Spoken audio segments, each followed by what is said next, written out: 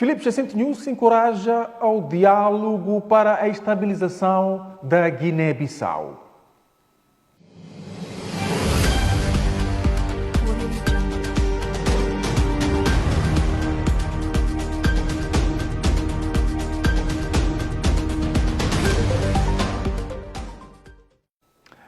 O jurista e antigo vice-presidente do Parlamento moçambicano, Abdul Karimo, diz que a Casa do Povo está cada vez menos credível. Abdul Karimo Issa reagia a uma questão colocada pela MBC-TV sobre o processo de eleição dos candidatos a deputados da Assembleia da República apresentados pelos partidos políticos para as 7ª eleições gerais. O jurista e antigo vice-presidente do Parlamento moçambicano, Abdul Karimo Issa, diz que a Casa do Povo está cada vez menos credível. Abdul Karimo Issa reagia assim a uma questão colocada pela MBC-TV sobre o processo de eleição dos candidatos a deputados da Assembleia da República apresentados pelos partidos políticos para as 7ª eleições gerais. Tenho sérias dúvidas. Não conheço todos os candidatos que vêm aí. Poderia dizer isso mais tarde, mas o Parlamento tem perdido credibilidade desde 1994, esta parte. Tem perdido credibilidade, sem dúvida nenhuma. O também presidente do Centro de Arbitragem, Conciliação e Mediação lamenta que tal esteja a acontecer numa instituição como a Assembleia da República. Portanto, isto é que entristece que pessoas sem qualidade, mas que possuam, portanto, capacidade financeira ou monetária, ou possuam lobbies de todo o tipo, consigam, portanto, chegar ao Parlamento sem que seja por mérito próprio, sem que seja pela sua capacidade reconhecida. Não é? É triste. É triste. Abdul Karimo Issa falava à margem da 2ª Conferência Internacional de Arbitragem que decorre em Maputo. A Associação Moçambicana dos Panificadores afirma que as medidas impostas pela nova lei de florestas não irão afetar a produção do pão nas padarias que usam combustível lenhoso. O novo dispositivo legal limita o corte e transporte de recursos florestais para fins comerciais.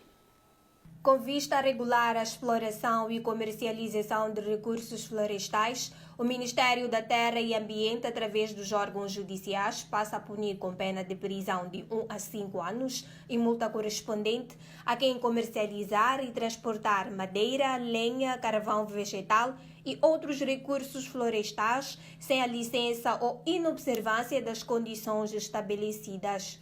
Contudo, há exceções para recursos florestais destinados ao consumo doméstico. A analista residente da MBC-TV para assuntos jurídicos, Thaís Gomes, explica os contornos e o alcance das novas medidas da Lei de Florestas. Uma lei que tem como pendor principal a proteção dos recursos florestais. Irá notar que nos primeiros artigos existem diferentes abordagens de como é o tratamento de certas questões em relação ao uso dos recursos florestais. A primeira parte, no que se refere ao licenciamento, este é só aplicável para questões como derrubo florestal, exploração florestal e licença de corte. Um dos setores que mais utilizam o combustível lenhoso é a indústria de panificação. Mas o presidente da Associação Moçambicana de Panificadores, Vítor Miguel, tranquiliza os membros da agremiação, afirmando que o seu interesse está protegido ao abrigo de um acordo vigente entre a Amopão e o governo. Um acordo que firmamos com o Ministério da Terra e Ambiente no que diz respeito a esta matéria. Portanto, todo aquele que nosso associado tem conhecimento e para fazer o transporte da lenha tem que dirigir-se à associação para obter a devida credencial. Contudo, o Ministério da Terra e Ambiente garante o reconhecimento das comunidades locais e assegura o livre acesso aos recursos florestais de acordo com as suas normas e práticas costumeiras. O Presidente da República, Filipe Jacinto News, encorajou ontem ao seu homólogo Umaru Sissoko Embalo a privilegiar o diálogo na resolução da complicada situação política que aquele país vive depois da dissolução da Assembleia Nacional Popular. Não se falava na Ponta Vermelha durante o banquete de Estado oferecido ao presidente guineense.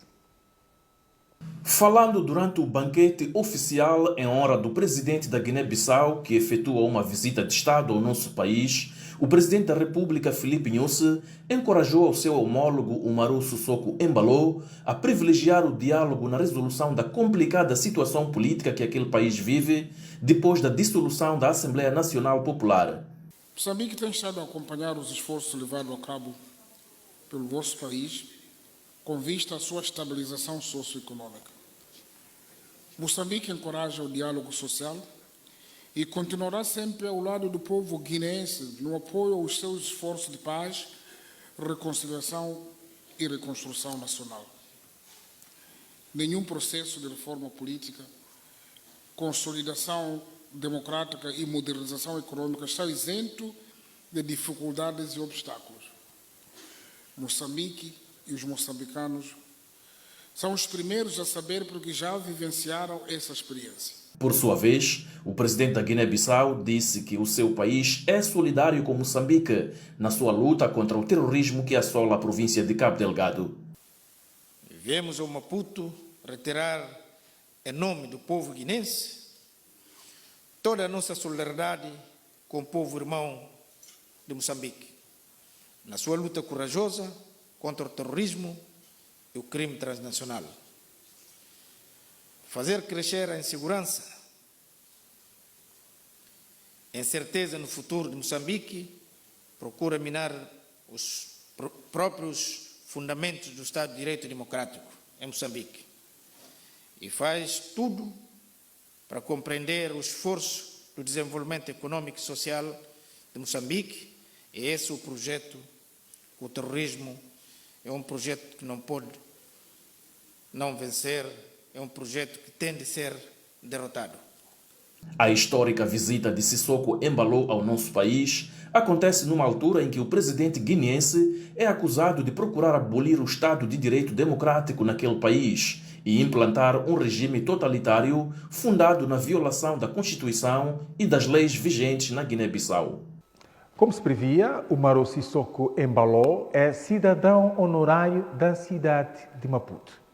O presidente da República da Guiné-Bissau recebeu na manhã desta quinta-feira a chave da cidade capital moçambicana, entregue pelo edil Razak Manique.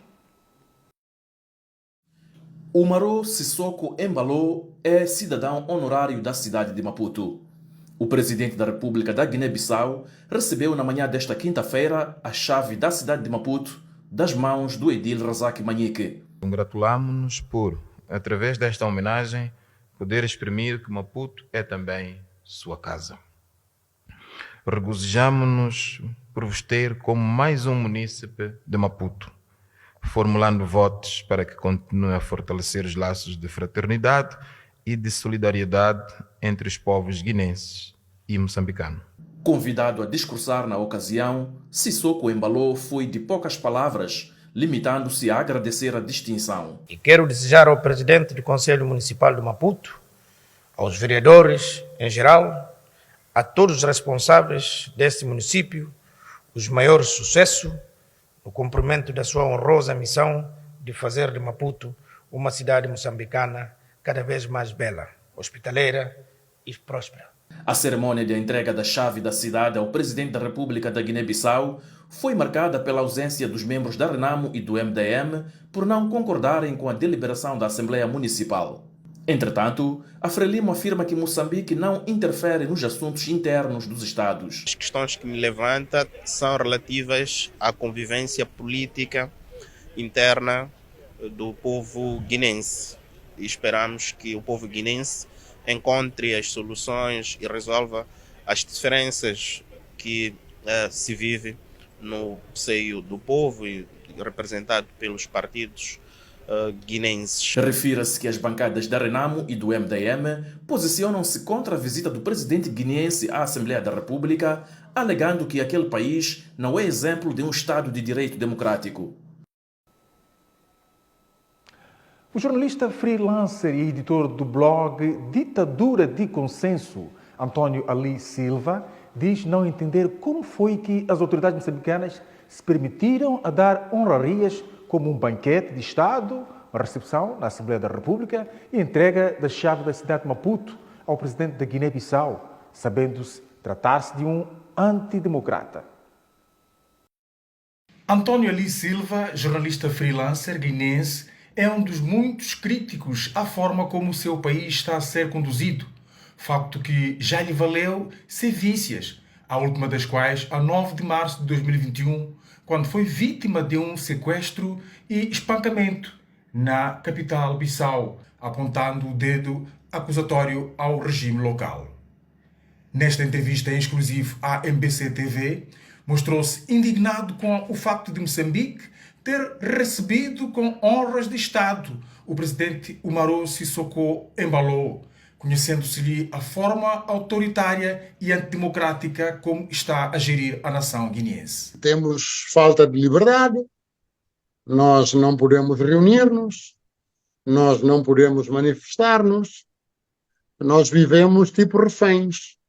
É um cenário de fechamento às liberdades e violação da Constituição que remonta aos anos 80. António Ali Silva diz esperar que manifestações de boicote e indignação, como as que a Renamo e o MDM desencadearam, façam com que o mundo olhe com mais atenção para o seu país. Os países da CPLP deviam estar mais ou menos atentos ao que se passa aqui, mas têm que estar atentos. O jornalista esperava que o governo de Moçambique e o presidente Filipe Nyusi ajudassem a trazer uma luz com a visita de Umaro Sissoko Embalo. Espero que o governo de Moçambique e o presidente tenham alguma palavra com o nosso presidente nesse sentido, não é? De nos folgar um bocado, porque vivemos sufocados.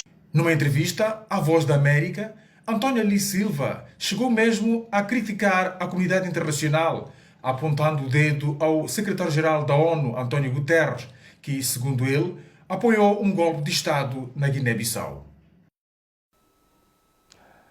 António Costa, ex-primeiro-ministro português, pode vir a ser eleito presidente do Conselho Europeu, sucedendo no cargo ao belga Charles Michel.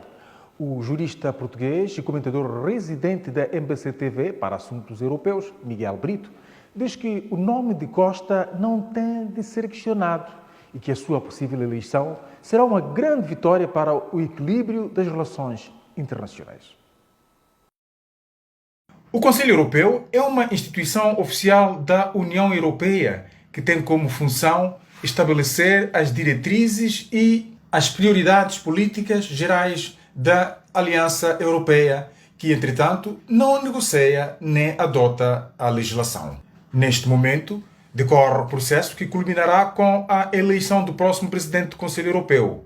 Para já, há forte probabilidade de as duas principais famílias políticas europeias, o Partido Popular Europeu e o Partido Socialista, escolherem o ex-primeiro-ministro português António Costa para suceder a Charles Michel na presidência do órgão.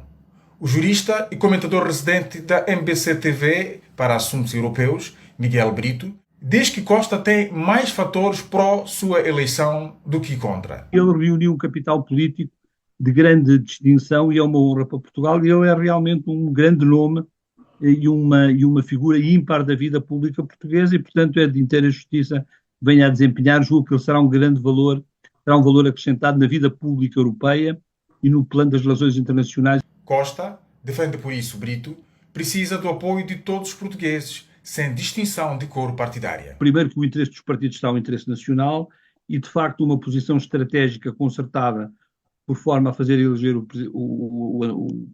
Primeiro-Ministro António Costa como Presidente do Conselho Europeu é uma grande vitória dos portugueses, é uma grande vitória da Europa e, de certa maneira, eu acho que é também uma grande vitória do mundo falante de língua portuguesa.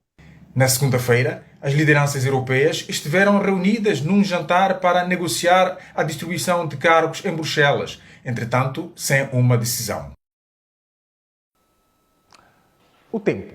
A Mónica Mabai encarregar-se-á de nos trazer a previsão do tempo para o dia de amanhã. Boa noite, Mónica.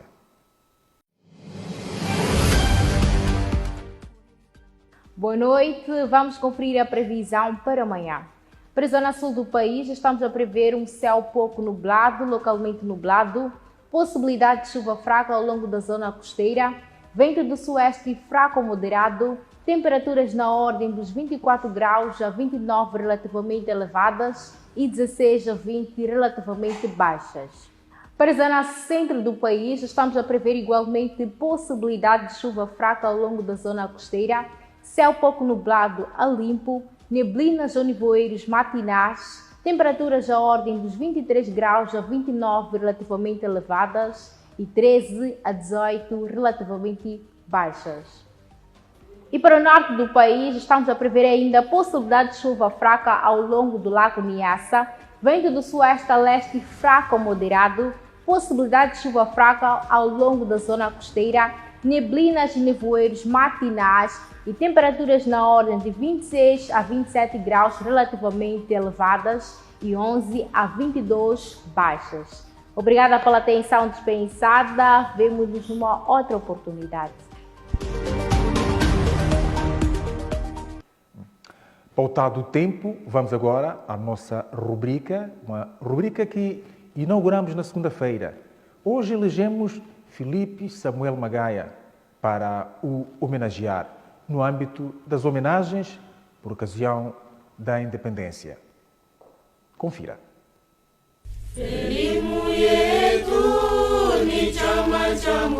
Partimos no dia 1 de março de 65 de Congo, acompanhados pelo comandante Samuel Filipe Magaia,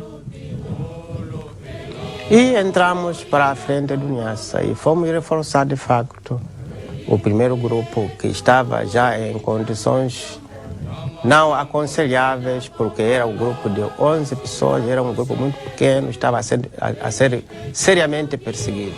As nossas armas eram MAT 49, de fabrico francês, e Thompson, do fabrico americano, Mauser russo, Mauser do fabrico russo, e só.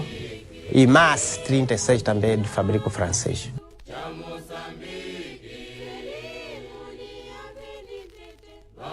Esta é uma homenagem da MBC TV aos heróis da independência nacional. E é tudo quanto tínhamos preparado para esta edição do nosso Jornal da Noite. Nós voltamos a ver-nos amanhã. Boa noite, bom descanso.